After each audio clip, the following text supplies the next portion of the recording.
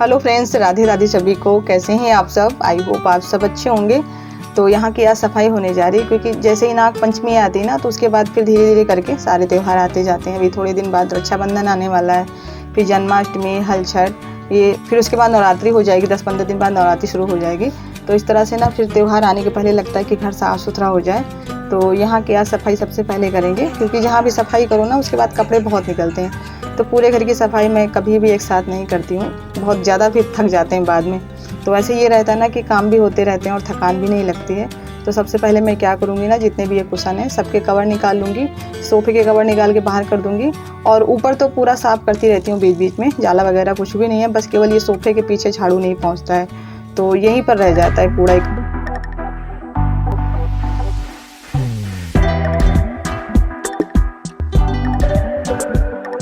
और सामने जो शिव मंदिर है ना, आज वहाँ पर जाप चल रहा है ओम नमः शिवाय का। सुबह जब हम जल चढ़ाने गए थे ना, तभी सब तैयारी चल रही थी। तो उस समय तो मुझे समझ में नहीं आया कि क्या होने वाला है, और किसी से हम पूछ भी नहीं सकते क्योंकि वहाँ पर सब बाहरी लोग थे।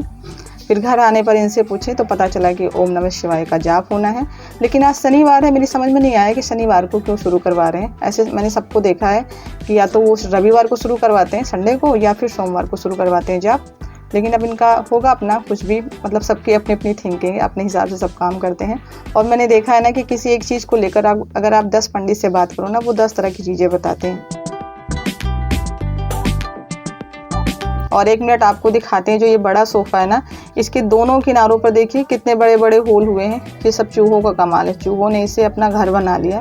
पहले बहुत चिंता करते थे, कितने महंगे सोफ़े हैं, सब खराब हुए जा रहे हैं। लेकिन अब क्या कर सकते हैं, ना तो चूहों को कहीं जाना है, और ना ये सोफ़ा कोई ऐसी चीज़ है जिनको मैं उठा के बक्से में डाल दूँ या कहीं सेफ जगह पे रख दूँ। इन्हें तो यूज करना है, बैठने के लिए तो ऐसे ही पड़े रहेंगे। और मुझसे ज़्यादा मम्मी परेशान है। वो पता नहीं मुझसे कब से बोल रही हैं कि सोफ़ों का स्थान चेंज कर दो, इन्हें किसी दूसरी जगह पे शिफ्ट कर दो, तो हो सकता है कि चूहे भूल जाएं। लेकिन मैंने कहा आप घर के किसी कोने में इसे रख दो, लेकिन चूहे इसको भूलने वाले नहीं हैं। ठीक उसी प्रकार से जैसे हमारे जीवन में कुछ समस्याएं होना, तो हम सोचते हैं कि हो सकता है जगह बदलने से ये समस्याएं हमारा पीछा छोड़ दें, लेकिन ये सिर्फ हमारा भ्रम होता है। चाहे आप जिस जगह पे जाओ, हमारी जो खुद की परेशानियां होती हैं ना, वो हमारे साए के जैसे हमारे पीछे पीछे चलती हैं।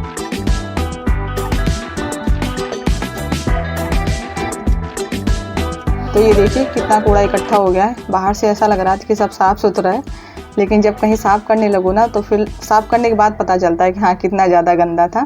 तो खासकर ये जो दीवार के साइड में पेंटिंग है ना, ये सब पूरी झड़ रही है, तो इस वजह से और ज़्यादा कूड़ा हो जाता है। अगर डेली झाड़ू जहाँ पर नहीं लग रही ना, तो सबसे ज़्यादा कूड़ा तो इसी का हो जाता है। तो यहाँ पर जितना भी धुलने लायक सामान था ना, वो सब मैं निकाल ले गई हूँ। और अभी लगाएंगे यहाँ पर रगड़ रगड़ के पोछा। सब जगह पोछा लग चुका है, केवल यहीं पर लगाना है। लेकिन अब मैं सोच रही हूँ कि दोबारा जब पोछा लगा ही रहे ना, तो पूरे घर में लगा देंगे। तो सबसे पहले क्या करेंगे ना, इन कपड़ों को थोड़ा सा भिगो के रख दें निर्मे में, तब तक ये फूलते रहेंगे तो जल्दी साफ़ हो जाते हैं। ऐसे तो डायरेक्टली भी धुल सकते हो, लेकिन ये फूल जाएंगे ना तो जल्दी साफ़ होंगे, मेहनत कम लगेगी।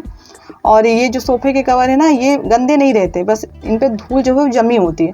तो थोड़ा भी अगर इनको पानी में भिगो के या सर्फ में भिगो के रख दो ना, तो ये अपने आप से साफ़ हो जाते हैं, कुछ भी करने की ज़रूरत नहीं पड़ती है।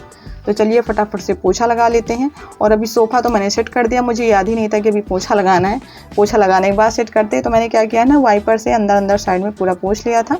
उसके बाद फिर ये बाहर बैठ के पोछा लगाएंगे।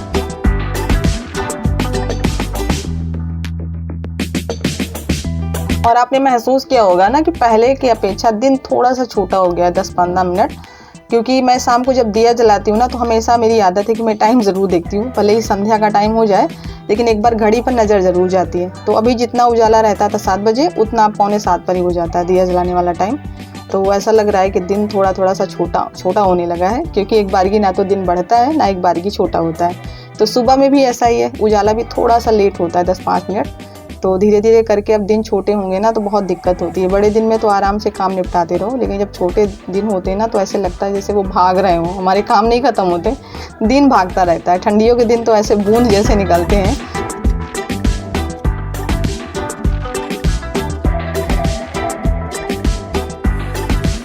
और बस यहाँ पर ये बिस्तर पड़े थे रात वाले। अभी सुबह का ही टाइम है, बच्चे स्कूल गए हैं, तो ये सब अभी सेट करने के लिए ऐसे ही पड़ा था। तो इसमें भी जितने भी कवर चढ़े थे, तकिया के और गद्दे वगैरह के ना, सारे कवर मैंने निकाल लिए हैं। और ये बिछौना भी ले लिया, इसको भी धुलना है मुझे। मौसम थोड़ा सा साफ दिख रहा है, तो मैं सोच रही हूँ ये सब धुल के डाल दूँ। और ये मच्छरदानी भी बहुत गंदी हो रही है, तो ऐसे तो देखने में गंदी नहीं लग रही है, लेकिन जब ये साफ़ हो जाती है ना तो एकदम चमकने लगती है। और यहाँ पर जो टेबल रखी रहती है ना, उसे मैंने बाहर किया है, उसको थोड़ा सा साफ़ करेंगे, उसके बाद फिर रख देंगे यहीं पर। तो ये शूज़ वगैरह उसी टेबल के नीचे रखे रहते हैं।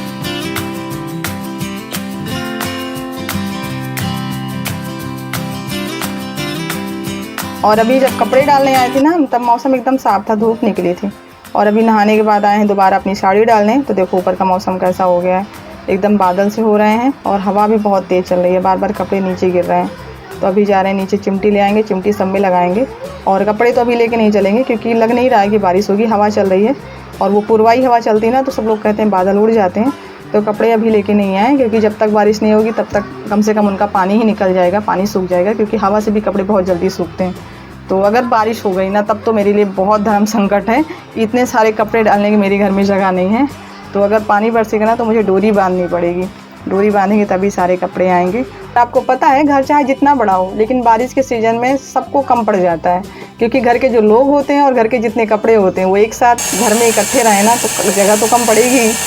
मेरे मायके में इतना बड़ा घर था, लेकिन जब बारिश होती थी ना तो बहुत प्रॉब्लम होती थी, क्योंकि जितना बड़ा घर था उतने लोग थे, उतने सारे कपड़े गीले निकलते थे। अगर बाहरी कपड़ों को छोड़ दिया जाए, मतलब एक्स्ट्रा के कपड़ों को, तो डेली जो पहनते हैं आप नहाओगे तो वो कपड़े तो निकलेंगे। तो बहुत प्रॉब्लम होती है, सबको बारिश में होती है। और यहाँ पर मैं बनाने जा रही हूँ सब्जी, वो भी आज कौन सी सब्जी वो देख लीजिए पहले। तो सोयाबीन तो मैंने भिगो के रखा था, वो मैंने साइड में रख दिया निचोड़ के। और ये आलू हैं, आपके जो आलू आते हैं मार्केट वाले, वही आलू हैं। तो सीजन में हम लोगों के यहाँ खेत में आलू बोया जाता है ना, तो इकट्ठे जब आता है आलू, तो उतना आलू तो खपता नहीं है खाने में, तो वो धीरे धीरे करके सड़ने लगता है। तो उसी आलू को हम लोग उबाल के और उसके बाद फिर उसको काट के धूप में सुखा लेते हैं। तो वही आलू है। और इतना इसे सुखाना होता है कि ये कंकड़ जैसे बोलने लगे। अभी आपने देखा होगा, मैंने म्यूट नहीं किया था वहाँ पर, ये अच्छे से आवाज़ कर रहा था, जैसे मेथौरी आवाज़ करती ना, उतना ही सुखाना है इसे।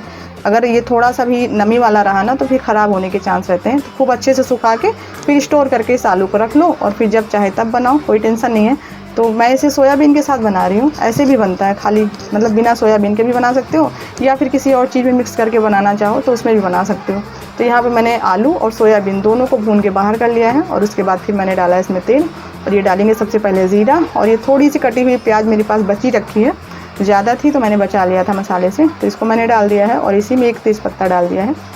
जैसे बाकी सब्जियां बनती ना वैसे ये भी सब्ज़ी बनती, लेकिन बहुत अच्छी लगती है।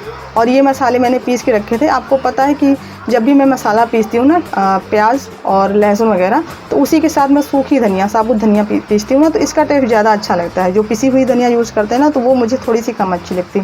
और फिर डाल दिया मैंने टमाटर, और इसी के साथ डाल दिए मसाले। 1 चम्मच सब्ज़ी मसाला डाला है, हल्दी है और मिर्च पाउडर। तो बस इन सबको अच्छे से मिला के भून लिया है। आलू के बारे में सबसे ज़रूरी बात तो आपको बताना ही भूल गए, जब भी इस आलू की सब्ज़ी बनाना हो तो आपको इसको 8 से 10 घंटे पहले भिगोना है। जब ये भीग जाएगा, अच्छे से फूल जाएगा, उसके बाद में ही सब्ज़ी बनानी है। अगर डायरेक्टली सूखे आलू की सब्ज़ी बना लोगे ना तो वो सब्ज़ी में भी कंकड़ जैसा ही रहेगा।